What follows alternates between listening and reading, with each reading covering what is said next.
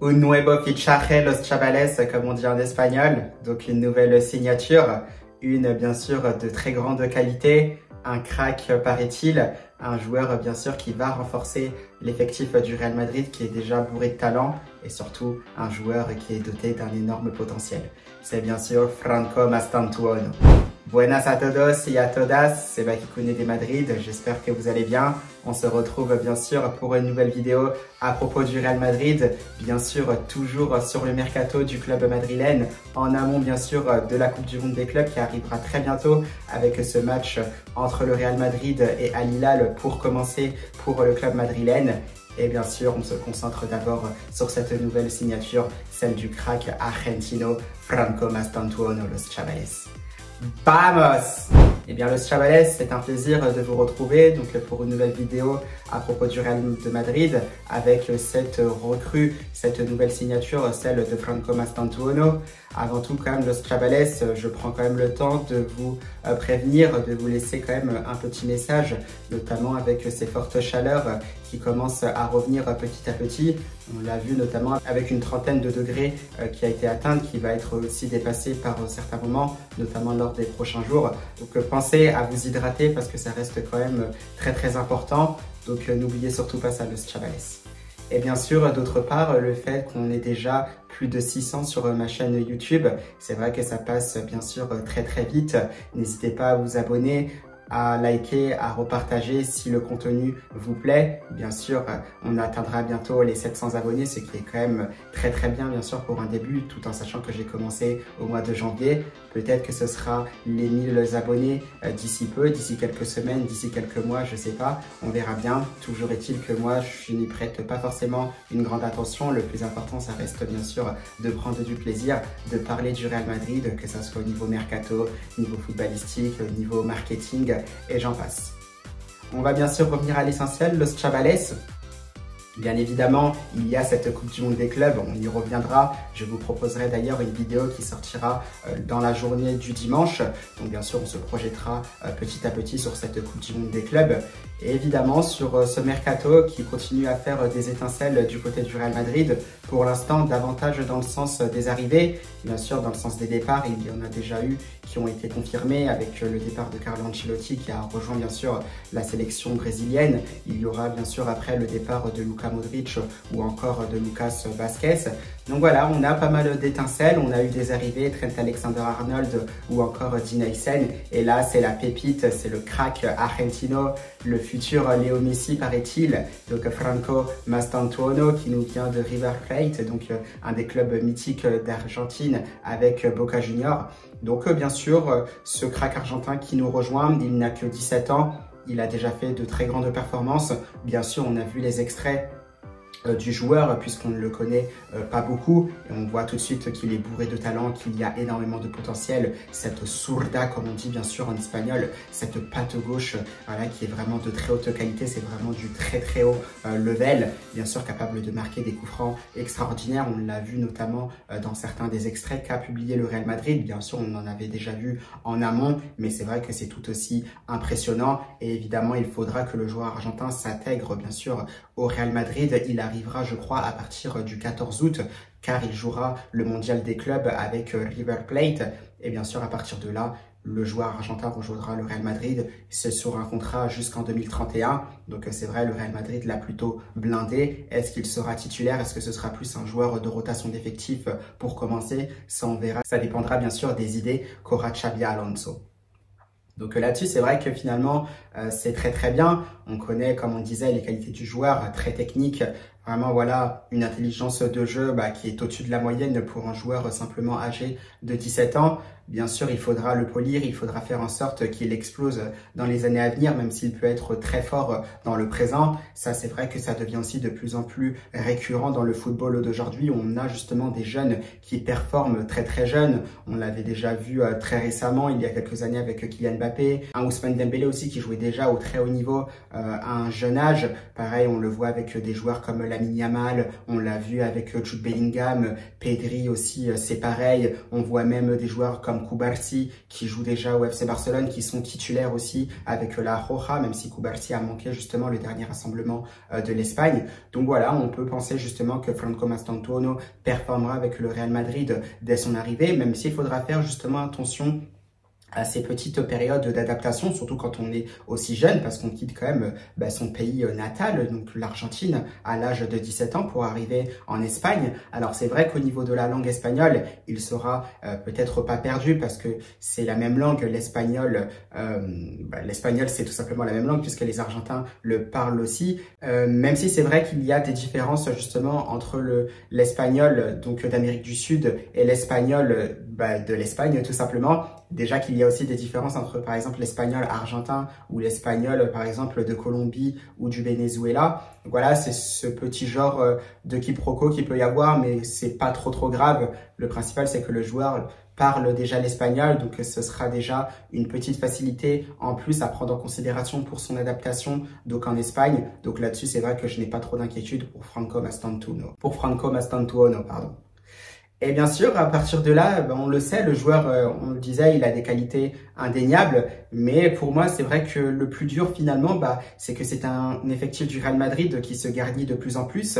Un joueur offensif en plus qui devra certainement jouer du côté du Real Madrid parce qu'on n'oublie pas quand même 40 millions d'euros à 17 ans, c'est quand même énorme. On imagine que le joueur peut-être arrive avec un certain statut. De quel degré le statut peut-il être? Ça, je ne sais pas, mais on s'imagine déjà justement qu'il peut jouer. Toujours est-il que moi, pour ma part, je ne sais pas ce qu'il s'est dit justement entre la direction madrilène et avec Xabi Alonso également, le rôle que Xabi Alonso attendra justement du joueur argentin, parce que justement, il y a aussi de la concurrence dans ce secteur-là, que ce soit en numéro 10 ou sur un côté, justement. On sait justement qu'on peut avoir des joueurs comme Jude Bellingham qui peut évoluer à ce rôle-là, même si on y reviendra justement dans une vidéo pour le Mondial des clubs. Un Xabi Alonso pourrait essayer justement Jude Bellingham un peu plus bas, voir de quoi il serait capable justement, ce qu'il pourrait apporter au Real Madrid, tout en prenant en compte que si ça ne marche pas, le Real Madrid à ce moment-là pourrait aller chercher justement un autre milieu de terrain relayeur. Donc c'est vrai qu'on attend de voir les réponses qu'il peut y avoir. Un Arda Güler aussi qui peut être attendu justement au poste de numéro 10, qui aurait un rôle clé sous les ordres de Xabi Alonso, mais ça après c'est vrai que ça reste que des rumeurs.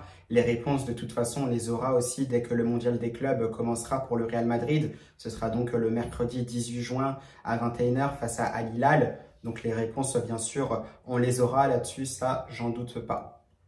Donc voilà à peu près ce qu'on attend au niveau de Franco Mastantuono. C'est vrai que ce sera pas facile, tout en sachant que moi, je pense qu'en priorité, j'attendais aussi peut-être d'autres profils, des profils vraiment nécessaires au Real Madrid, puisqu'on sait déjà que dans ces postes-là, au niveau du rôle de Mastantuono, on peut avoir des joueurs comme Arda Güler ou encore Brahim Diaz, voire même un Jude Bellingham aussi qui peut jouer en numéro 10. Donc là-dessus, c'est vrai que je voyais plus un attaquant peut-être en pivot, donc un peu dans le style Rosselló, comme on le sait puisqu'on en a déjà parlé, des joueurs qui peuvent être utiles justement à Kylian Mbappé, à Vinicius Junior ou encore à Rodrigo Goes s'il reste, bien sûr à Arda Güler, des joueurs, des attaquants donc en pivot qui peuvent apporter aussi une présence athlétique dans la surface de réparation adverse, que ce soit pour reprendre le ballon donc en reprise de volée ou pour le reprendre bien sûr de la tête, pour pourquoi pas jouer en remise aussi pour que les attaquants qui viennent derrière ou les milieux de terrain puissent finir justement les actions, surtout quand on sait que maintenant on a des pieds de qualité, que ce soit avec Trent Alexander-Arnold, bien sûr on a Arda Güler qui peut déposer de très bons ballons. Mastantuono lui aussi va arriver. Rodrigo Goes aussi est capable de délivrer des bons centres. Vinicius Junior aussi est capable de délivrer de bons centres. Donc ça aussi, ça peut être important. Il faut aussi s'en servir parce que ça peut être très intéressant. On a aussi justement la qualité du jeu long de Dean Huysen. Donc ça aussi, ça va être très important d'avoir aussi peut-être un attaquant supplémentaire de type pivot capable de gagner des duels de la tête.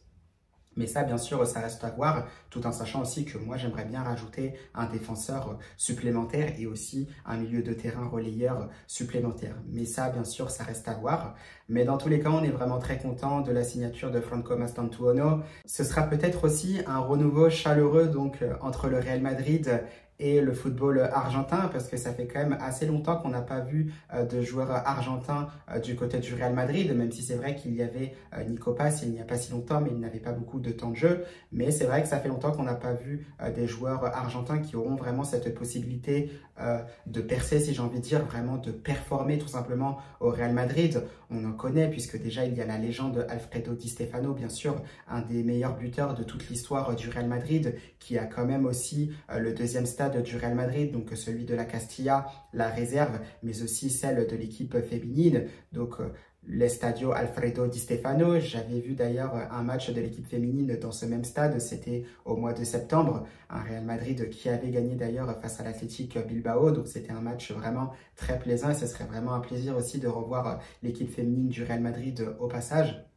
Bien évidemment, on peut retrouver d'autres joueurs comme Ángel Di María, qui est bien sûr passé par le Real Madrid, qui aura été très fort là-bas, qui a gagné notamment une Ligue des Champions, un championnat, mais aussi une Copa del Rey, 2 fois où il avait marqué en finale face au Barça.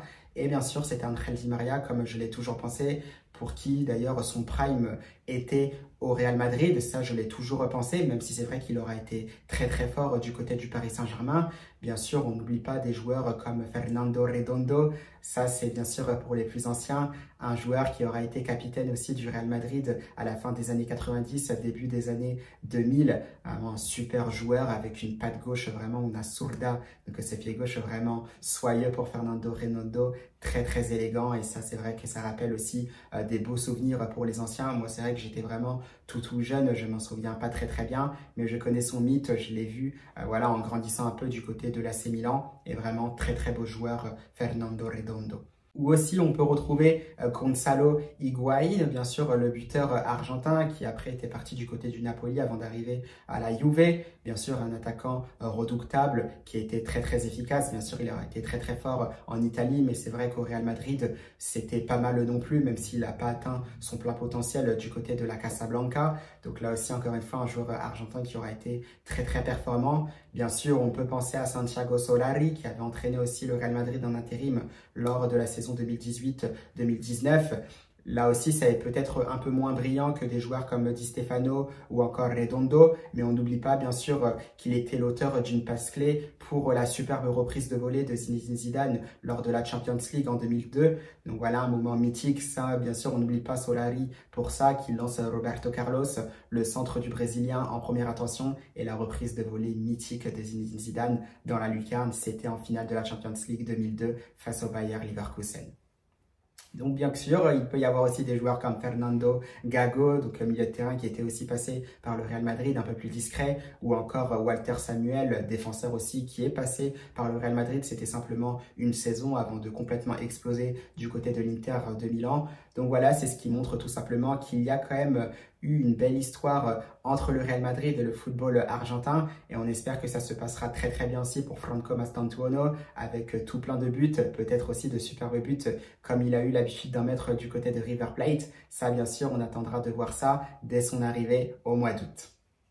Et bien voilà, Los Chavales, j'ai pas grand chose à rajouter, si ce n'est quand même que je suis content pour cette arrivée-là du crack argentin Franco Mastantuono, même si c'est vrai que je suis quand même un peu réticent par rapport à comment l'effectif peut être géré avec autant d'éléments offensifs, parce que tout le monde ne peut pas jouer. Mais c'est vrai qu'on prend quand même en considération aussi qu'il y a beaucoup de matchs maintenant, qu'il y en a de plus en plus, les compétitions qui s'enchaînent, d'où le fait justement d'avoir un effectif assez large. Mais attention quand même pour le Real Madrid de ne pas oublier à bien compléter son effectif, donc avec des éléments manquants. Je les ai cités bien évidemment, avec bien sûr peut-être un attaquant de type pivot, un milieu de terrain relayeur plus à la Angelo Stiller, peut-être un défenseur central. Je pense que ça peut être très très bien aussi d'avoir un défenseur central supplémentaire si jamais Xabi Alonso est amené justement à passer dans une défense à 3 au cours de la saison. Ça reste à voir. Et bien sûr peut-être un latéral gauche. On verra si Alvaro Carreras rejoindra le Real Madrid après la Coupe du Monde des clubs, car il la fera tout simplement avec Benfica.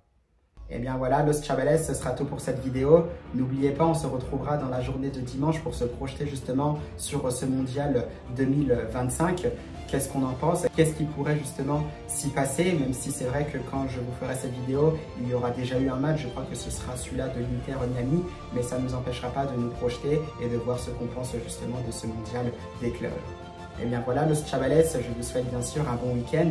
Je vous dis à dimanche et surtout, bienvenido Franco Mastantuono. À la Madrid!